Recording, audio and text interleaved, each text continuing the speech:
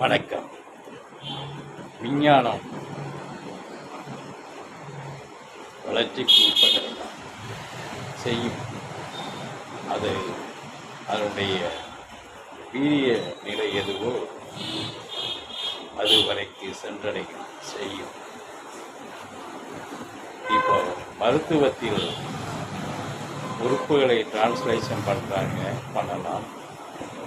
அவங்க பிணிகளுக்கு சிகிச்சை பண்ணலாம், டிரான்ஸ்லேஷன் பண்ணலாம். பிணிகள் சிகிச்சை அது உடல் உறுப்புகளுடைய உபாதையை தடுக்கும்.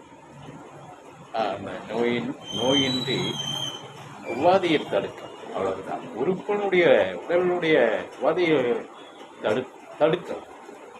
ஆனால் அந்த தடுக்கும் விஞ்ஞானத்தில் ஆன்மாவை நீட்ட முடியாது, உயிரை நீட்ட முடியாது. ஆனால் அதுக்கு வேண்டிய நிலையை அந்த விஞ்ஞானம் செய்கிறது. அதே போல அந்த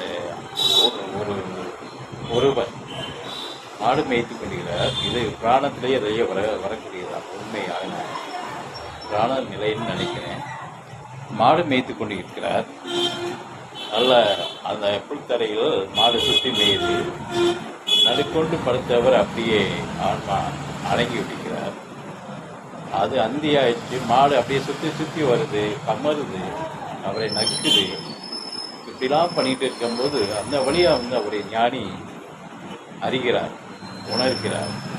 இவன் மாடு மேய்ப்பவன், இவன் ஆன்மா பிரிந்து விட்டது, இவனை வீட்டுக்கும் செல்லாமல் இந்த மாடு கதறுகிறது, நக்குகிறது அப்படின்னு உணர்ந்து விட்டார்.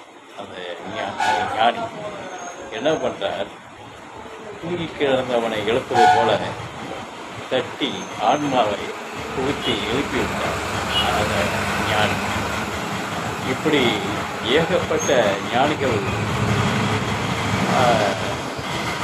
ஜீவித்து கொண்டிருக்கிறார்கள். ஞானிகளுக்கு இது முடியும், ஆன்மாவை புகுத்த முடியும். ஆனால் மருத்துவத்தில் ஆன்மாவை புகுத்த முடியாது. ஆனால் உடலுக்கு சிகிச்சை, முறையான சிகிச்சையை அந்த விஞ்ஞானம் கொடுக்கும்.